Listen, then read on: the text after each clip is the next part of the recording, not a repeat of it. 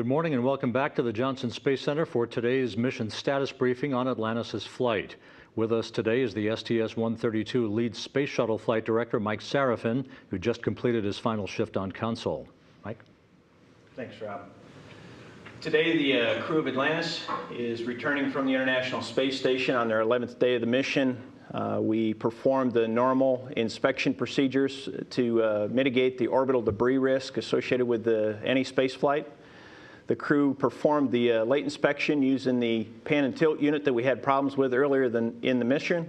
And we've got a brief video clip that I can show you of the inspection in progress earlier today.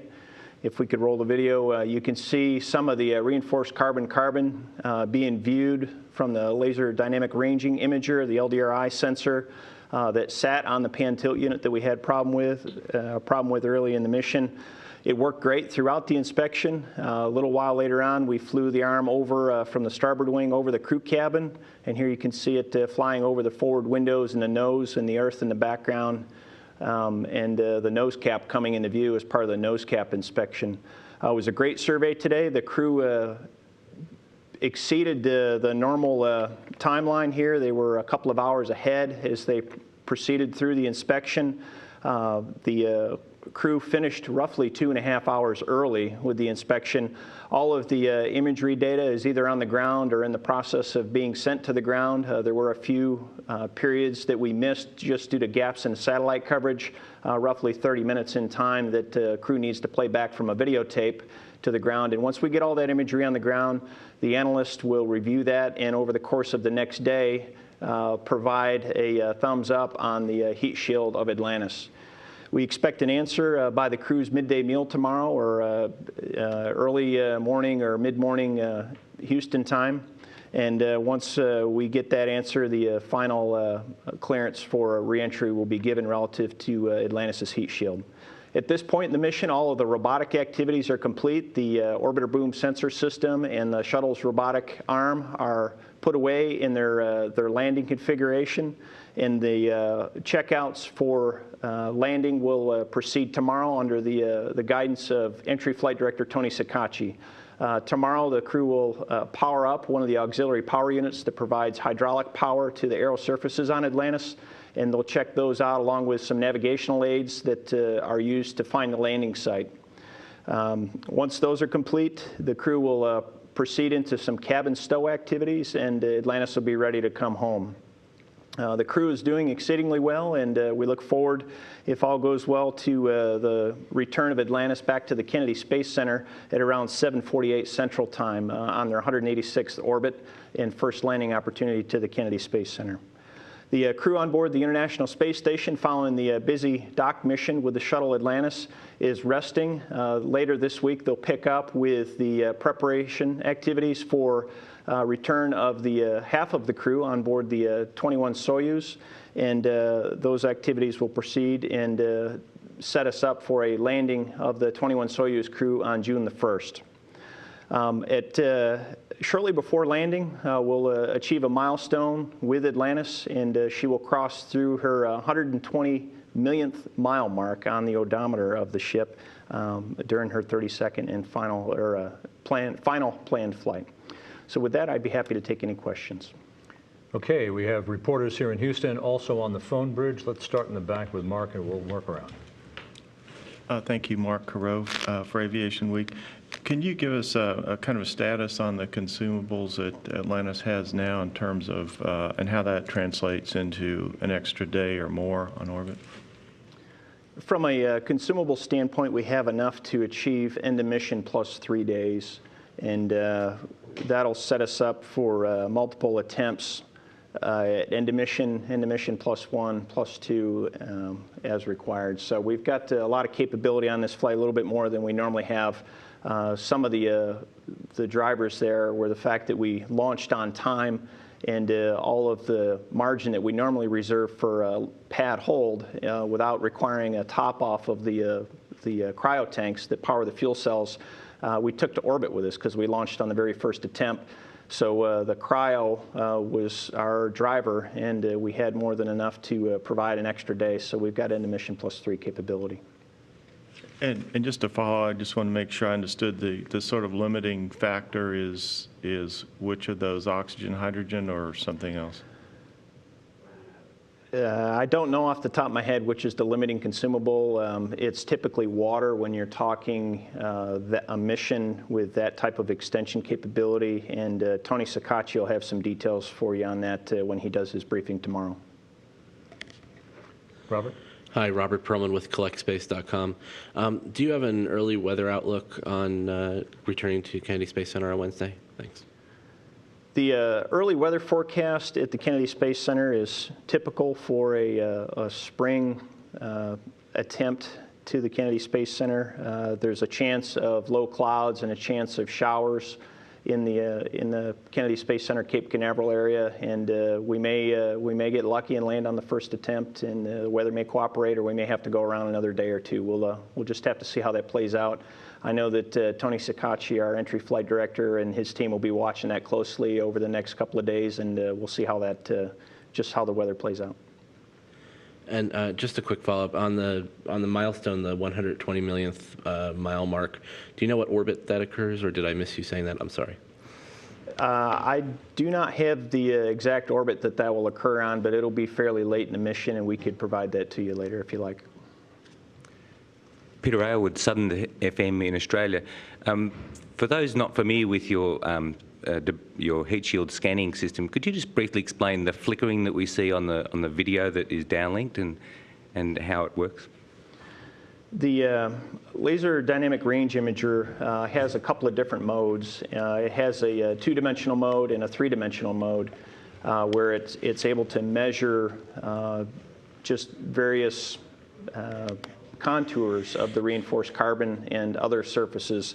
And the two-dimensional mode is a non-flickering mode, and the three-dimensional mode has the flickering light, and allows us to see depth of field as opposed to just the height and width of a particular site.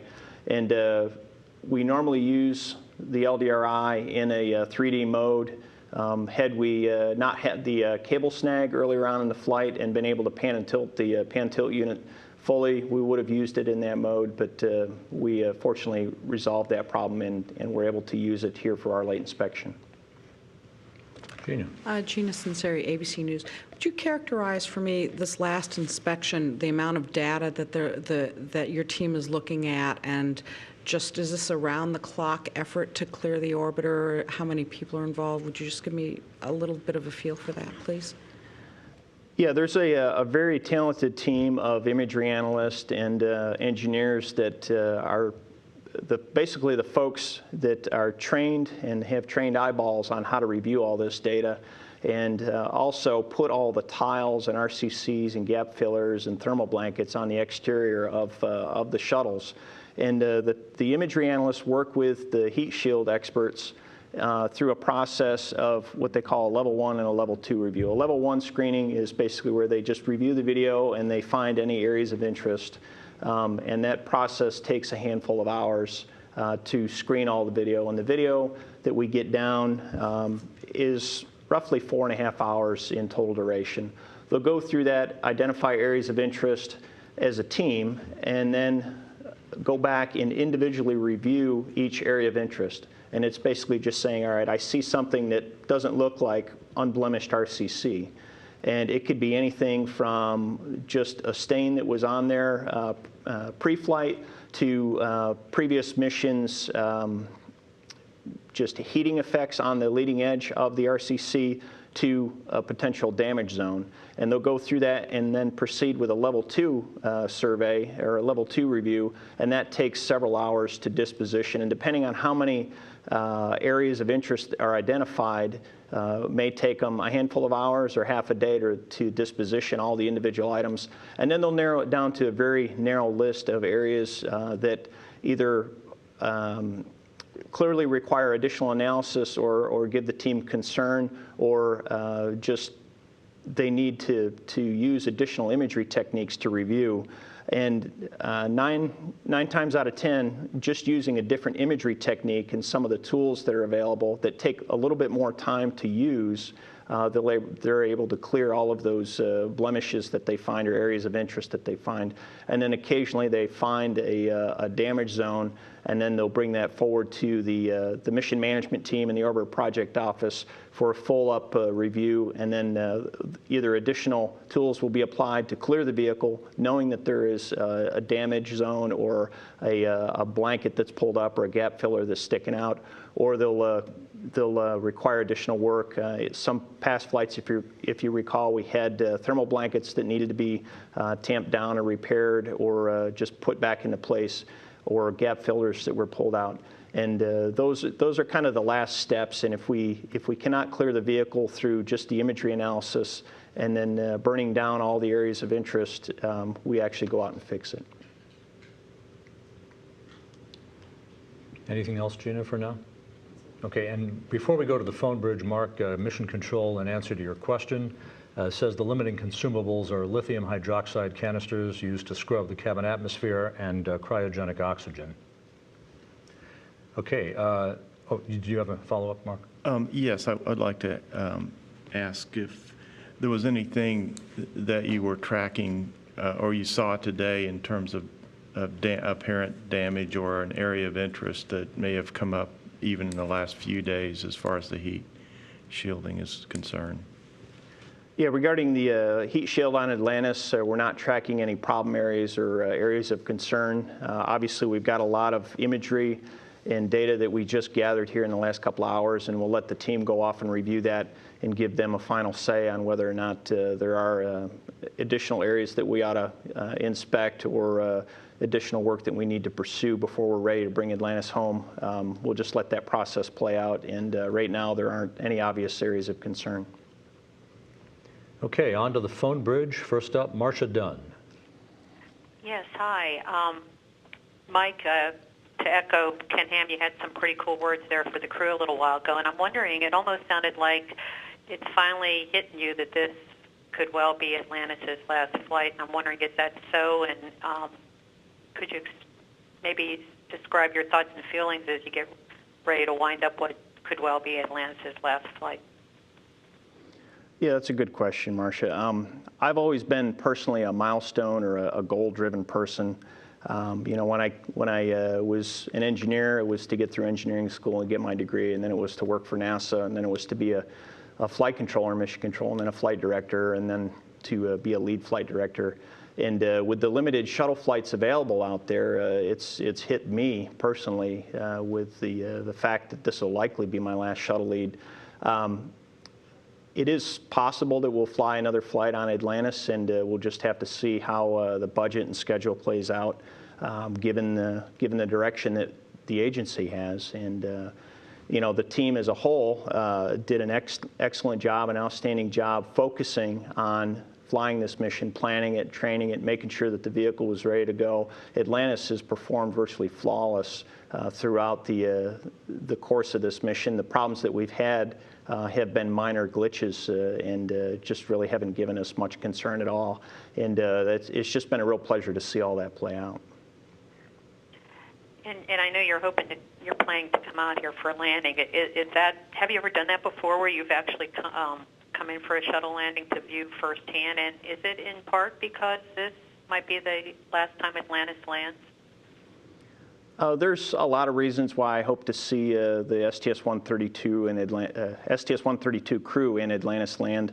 I have had one other opportunity to go out to the Kennedy Space Center and watch a landing, and that was a previous flight of Atlantis on STS-129. I was the shuttle lead for that, and it was just a remarkable thing to see. It was remarkable to see the ship land after it had been in space for roughly 2 weeks. It was great to greet the crew coming off the ship, and then just to be there in that environment, to be on the runway with the ship on the runway, nose gear down, and it was just an incredible sight and something to take in. It provides a great sense of accomplishment and closure, just being there and being a part of that. For STS-132, you know, again, we spend about a year planning out these missions, working with the Shuttle and Station Program Office, working with the crew, and just kind of knowing all the aspects and constraints associated with the mission, identifying the key goals of the mission, and how we're all going to make it happen. And it takes a lot of time to make that happen. And you bond with people, and you get to experience a real good teamwork environment as part of that. And just being there to greet the crew at the final end after landing in the mission provides a nice sense of closure and accomplishment. And I very much look forward to that. Thank you. And Rob, when you get that orbit for the 120 million mile mark, I'd be interested in getting that too. Thanks. Will do. Irene Klotz is up next. Thanks, Rob. I don't have any questions. Okay, segueing into James Dean. Thanks. Guess I don't have too much either, but it's probably a real obvious one, but can you just explain a little further how, it sounds like you have a whole extra day, and this might be more for the entry director, but you have a full day more than you planned for going in to get Atlantis down. Can you just explain a little bit about the added flexibility that gives you for how you would approach landing on the first day of the second day? Yeah, having additional consumables and margin does provide additional flexibility. The exact landing strategy is being worked out by our entry flight director, Tony Sacacci, and the mission management team here in a couple of hours, and you'll hear those details from Tony tomorrow. Yeah, thanks a lot. Okay, Tariq Malik is next. Thank you very much. This is Tariq Malik from Space.com, and I just to follow up on Marcia's question, Mike, you mentioned that you're very focused on milestones, and with the undocking yesterday, that would be, I would assume, the last chance to see Atlantis outside the station, I guess, as it's scheduled now. So I'm just wondering what it was like in the mission control room to see Atlantis kind of back away at that time, and then if you have anything special planned after watching the shuttle landing in Florida to either celebrate the orbiter or the mission team. Thanks. Seeing Atlantis back away from the International Space Station was just a welcomed milestone. It was something that provided, you know, a sense of closure to the dock mission, that we had accomplished what we had set out to do in terms of making the International Space Station a better place by having been there, and it provided a shifting point in the mission to now that we've got our primary mission accomplished at the International Space Station. Now we can focus on getting Atlantis and her crew home safely. So it was just a nice thing to see, and it was a good place to be at that point in the mission. And you know, we had a few hiccups and glitches that we worked through to get to that point, and you know, it for the most part went off without a hitch. In terms of events that are scheduled after landing, I just plan to spend some time with the people that we helped plan and prepare this mission with, and that includes the crew of STS-132, some friends out at the Kennedy Space Center, and then friends here at the Johnson Space Center. Just spend time with them and just kind of enjoy the moment. Thank you. All right, Bill Harwood next. Yeah, guys, thanks. Mike, just want to double check the consumables. You guys can stay up until Friday, Saturday. So Friday's pick 'em and Saturday's your absolute last day. Is that right as it stands today? Yeah, Bill, you're going to ask me to do math in public here. So Wednesday morning is end of mission, +1 is Thursday, +2 is Friday. So yes, Saturday would be our systems day, and Friday would be our pick'em day. Thanks. And one more for me, and it's just a follow-up on this I guess, the Atlantis theme. What do you think personally about it? I mean, what's your sense of the vehicle? I know engineers don't anthropomorphize all that much, but do you have any personal thoughts about seeing this thing wrap up its final mission? Thanks. My personal thoughts are that the shuttle has been a remarkable vehicle in that it has served as a peaceful means of exploring. And that's for a number of reasons. And Atlantis in particular, through its work with our Russian colleagues in the Shuttle Mir program, and through the International Space Station by delivering components to the International Space Station, either the Rosvet module or the Columbus module or others. And then also through various Department of Defense mission tasks that we've completed. Atlantis has been a peacekeeper, and that's been a great thing to see and to be a part of. And that's just my thought on Atlantis and her history. The shuttle program history is a little more complex. It's had a lot of triumph and tragedy associated with it. And we'll see how the history books leave the shuttle program. But it's something that I'm proud to be a part of, and I've spent the last 16, going on 17 years of my life doing. Whether we get additional flights out there or not, remains to be seen. But I'm just glad to be at this point in this mission. Okay, I guess that's it. On the phone bridge, any questions back here?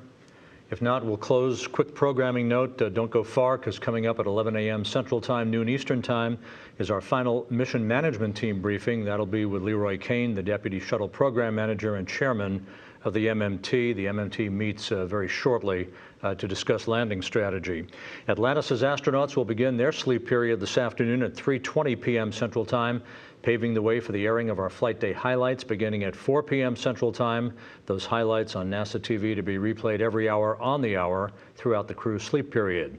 And wake up for the crew late tonight at 11:20 p.m. Central Time to begin Flight Day 12 and all of the orbiter preparations for Atlantis' scheduled homecoming to the Kennedy Space Center on Wednesday. You can follow all the activities of both the shuttle and station crews on our website at www.nasa.gov. With that, we'll go back to Mission Control, continuing coverage of the STS-132 mission. Thanks very much.